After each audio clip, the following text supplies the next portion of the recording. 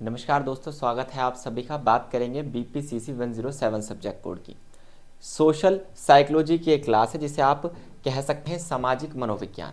आपको पता है जो साइकोलॉजी होती है, मनोविज्ञान होता है, ये यदि समाज का अध्ययन कर रहा हो, ये किसका अध्ययन कर रहा हो, समाज का अध्ययन कर रहा हो, तो इसे हम क्या कह देते हैं, इसे हम सोशल साइकोलॉजी कह देते हैं। सोशल जो शब्द है डायरेक्टली किससे बना है, आपका सोसाइटी से। और आपको पता ही होगा कि जो साइकोलॉजी हमारी होती है, जो हमारा साइकोलॉजी है, ये क्या अध्ययन करता है, स्टडी ऑफ बिहेवियर। तो यदि हम सोसाइटी के बिहेवियर की बात कर रहे हैं, सोसाइटी के बिहेवियर को समझने की कोशिश हम कर रहे हैं दोस्त, तो इसे हम क्या कहेंगे दोस्त, सोशल साइकोलॉजी कहेंगे। सोशल साइकोलॉजी यानी सामाजिक मनोविज्ञान, समाज के मन का विज्ञान, यानी कि समाज के मन को समझना है, लोगों के थॉट प्रोसेस को, लोगों की फीलिंग्स को, समाज के व्यवहार को, कल्चर को, सभी चीज़ों को समझना क्या होता है, सोशल साइकोलॉजी होता है। ये थोड़ा सा सोशियोलॉजी से अलग होता है दोस्त, ये बात आपको याद रखनी है। इट इज़ नॉट सोशियोलॉजी, क्योंकि सोशियोलॉजी समाजशास्त्र होता है जो कि याद रखिए डायरेक्टली समाज की प्रॉब्लम्स को टारगेट करता है। ये प्रॉब्लम्स को टारगेट नहीं करता, बल्कि ये तो लोगों के बिहेवियर को जज करने की कोशिश करता है। बिहेवियर को समझ के प्रॉब्लम्स के ओरिजिन की बात कई बार सोशल साइकोलॉजी करता है। क्लियर? चलिए अब देखते हैं। तो मैंने आपको इंग्लिश मीडियम की इसकी क्लास प्रोवाइड कर ही दी थी। आज जो हम बात करेंगे दोस्त वो होगी हिंदी मीडियम की क्लास आपके सामने। सबसे पहले देखते हैं कंटेंट टेबल। सबसे पहले हम जानेंगे कि सामाजिक मनोविज्ञान की परिभाषा क्या है, इसकी प्रकृति क्या है और इसका दायरा क्या है। नेक्स्ट में हम जानेंगे स्कीमा, जो कि हमारे ज्ञान के आप कहेंगे बॉक्सेस होते हैं, नॉलेज बॉक्सेस होते हैं हमारे ब्रेन के अंदर। वो क्या होते हैं, कितने प्रकार के होते हैं। सामाजिक मनोविज्ञान के कोई भी दो थ्योरीज आपसे एग्जाम में पूछी जा सकती है, यहाँ पर मैं आपको कराऊंगा। इंप्रेशन क्या होता है, हमारे बारे में किसी के मन में क्या करना, एक धारणा बनाना, एक धारणा क्रिएट करना, क्या कहलाता है आपका परसेप्शन, है ना। इंप्रेशन। समूह क्या होता है, समूह के प्रकार क्या होते हैं, समूह कौन कौन से घटक के होते हैं, इन सभी के बारे में हम आज बात करने वाले हैं। क्लियर? चलिए तो सबसे पहले देखते हैं सामाजिक मनोविज्ञान, इंग्लिश में कहते हैं सोशल साइकोलॉजी। एक ऐसा विज्ञान है जो लोगों के एक दूसरे के विचारों, साथ साथ लोगों की एक दूसरे के प्रति भावनाओं, लोगों के एक दूसरे के प्रति व्यवहारों को प्रभावित करता है। मतलब आप ये कह सकते हैं सोशल साइकोलॉजी एक ऐसा सब्जेक्ट है, एक ऐसा विषय है जो दो लोग आपस में समाज के अंदर एक दूसरे के प्रति व्यवहार करते हैं। आप ऐसा मान के चलिए जहां पर दो लोग या दो से अधिक लोग भी यहां पर हो सकते हैं दोस्त, जब वो एक दूसरे के प्रति क्या करते हैं, व्यवहार करते हैं, तो इसी व्यवहार की स्टडी ऑफ सोशल बिहेवियर आप कह सकते हैं।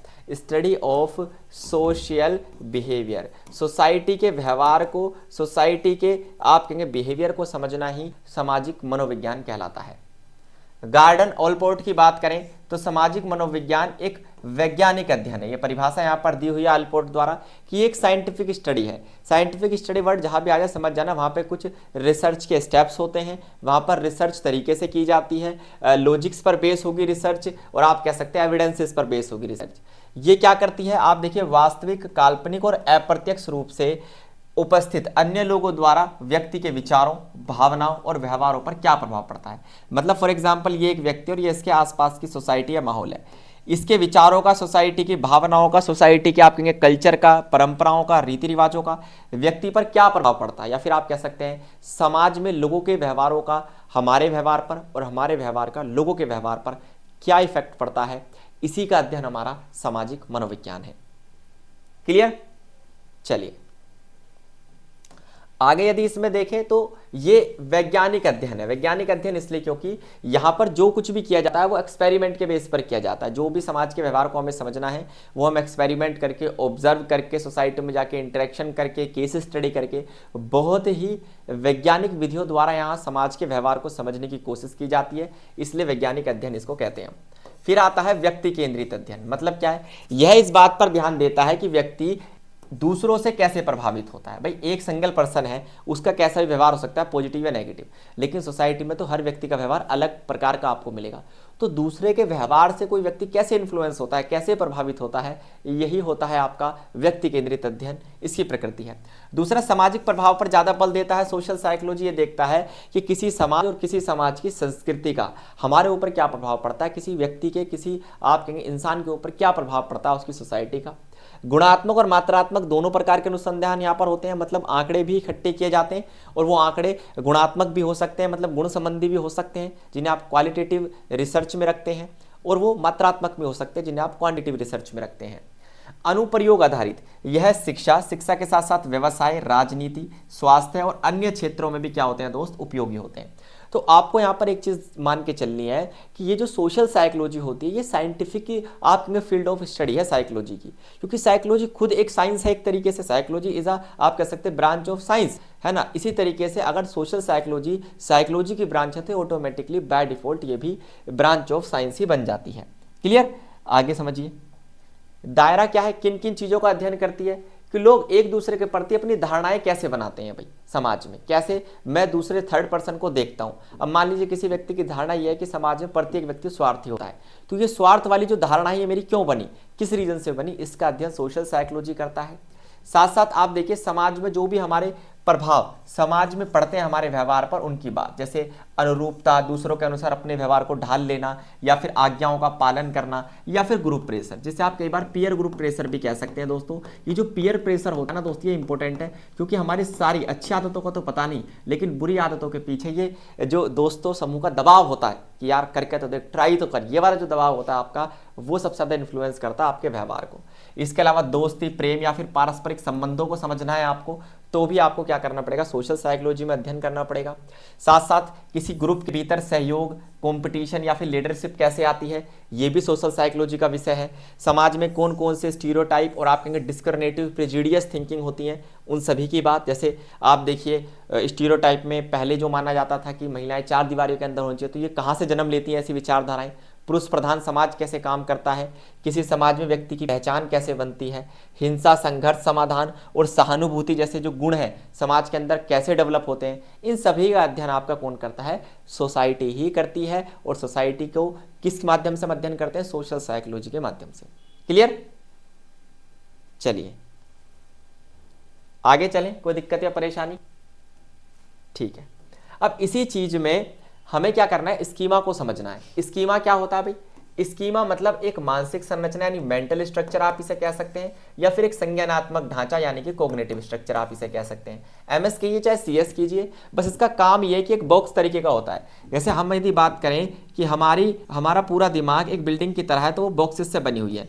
तो ये बॉक्सेस जो होते हैं, ये जो नॉलेज के बॉक्सेस होते हैं, इन्हें आप क्या कहते हैं, स्कीमा कहते हैं। इंग्लिश में आप इन्हें कह सकते हैं नॉलेज बॉक्सेस।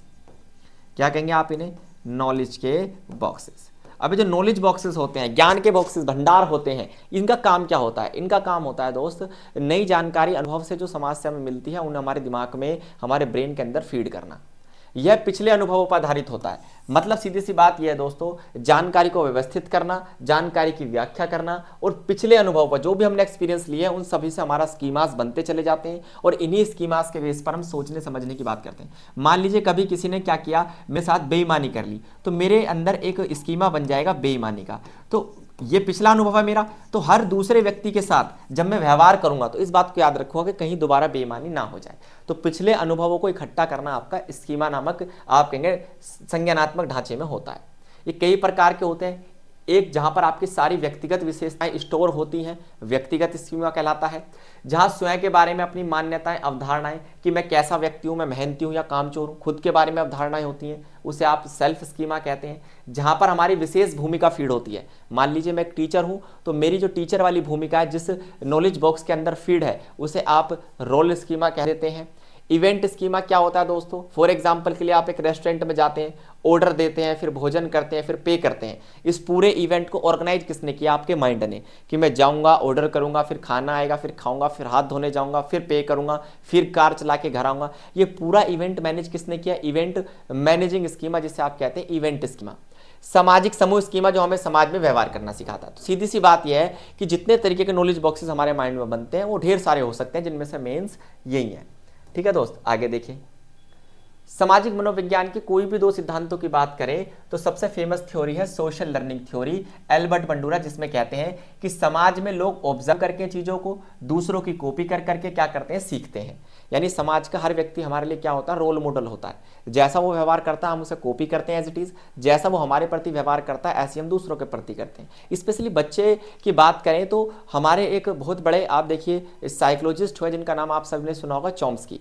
चॉम्स्की ने कहा था कि आप देखेंगे एक कॉन्सेप्ट होता है कि जन्मजात कुछ बच्चे के अंदर शक्तियां होती हैं चीज़ों को सीखने की, लेकिन उन शक्तियों का अगर सही दिशा में आप मोड़ा ना जाए तो चीज़ें दिक्कत करती हैं। इसलिए माता पिता जो होते हैं बच्चे के लिए एक रोल मॉडल होते हैं। तो यही मॉडलिंग का कॉन्सेप्ट है कि अन्य लोगों के व्यवहार को देखकर सीख रहा है तो आप एक अच्छा आदर्श व्यवहार कीजिए, रोल मॉडल बनिए।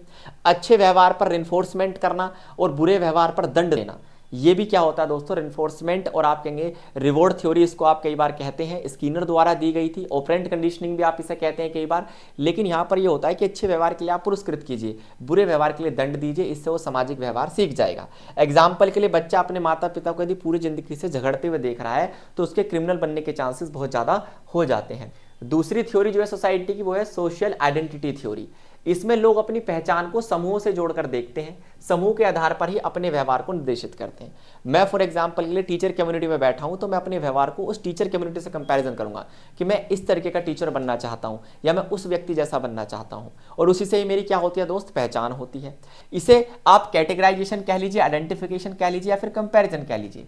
स्वयं को और दूसरों को समूह में बांटना। हम अपने आप को ग्रुपिंग करते रहते हैं समय समय पर कि मैं अब इस वाली आपके ग्रुप से निकल के, इस वाली कैटेगरी से निकल के इस वाली कैटेगरी में आ गया हूं। अपने समूह से भावनात्मक हर व्यक्ति को लगाव होता है क्योंकि आप किसी न किसी व्यवसाय से, किसी न किसी क्षेत्र से जुड़े होते हैं, ठीक है। फिर अपने समूह की तुलना अन्य समूह से करना इंप्रूवमेंट के लिए, जेलसी के लिए भी हो सकती है, इंप्रूवमेंट के लिए भी हो सकती है, कंपैरिजन। तो एग्जाम्पल के लिए कोई व्यक्ति अपने धर्म से, अपनी जाति से, अपने राष्ट्र से गर्व से जुड़ा रहता है और यही उसकी आइडेंटिटी होती है। सबसे पहले आइडेंटिटी हमारी क्या होती है, हमारा राष्ट्र, जैसे हम भारतीय हैं। फिर हम रिलीजन को अपनी आइडेंटिटी बताते हैं, फिर जाति को, कई लोग गोत्र को भी बताते हैं, कोई लोग जन्म स्थान को अपनी आइडेंटिटी बताते हैं। तो वो आपके ऊपर है कि आप अपनी सामाजिक पहचान को कैसे डिटरमाइन करते हैं। इंप्रेशन क्या होता है, एक ऐसी प्रक्रिया दोस्त जहां हम किसी व्यक्ति के बारे में अपनी धारणा बना लेते हैं। और याद रखिए धारणा इतनी स्ट्रांग होती है कि जो पहली बार में बनती है वो जन्म जन्मांतर तक चलती रहती है, जिसे आप कहते हैं फर्स्ट इंप्रेशन इज लास्ट। तो इंप्रेशन मेकिंग कैसे होगी उसके लिए जरूरी मैं आपको बताऊंगा। देखिए इंप्रेशन में कुछ चीजें होती हैं जैसे शारीरिक आकर्षण, क्योंकि जब आप किसी से पहली बार मिलते हैं सबसे पहले उसका आप देखेंगे ड्रेसिंग सेंस और आप उसकी बॉडी लैंग्वेज, ये सभी कुछ देखते हैं, जैसे सुंदरता, उसके कपड़े, उसके हाव भाव, इसके अलावा उसका आई कॉन्टैक्ट, उसकी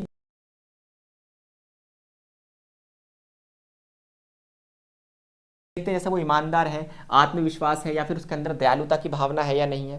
पहली जानकारी सबसे ज्यादा प्रभाव डालती है। हाल ही की जानकारी आप कहेंगे धारणा बदल सकती है, लेकिन कई बार ऐसा होता है दोस्तों, इन सभी चीज़ों से भले हम क्या बना लें, अपनी धारणा बना लें, लेकिन कई बार ऐसा होता है कि व्यक्ति किसी विशेष कंडीशन में एक अलग प्रकार का व्यवहार करता है तो उस नवीनता का प्रभाव भी आपकी इंप्रेशन पर पड़ता है।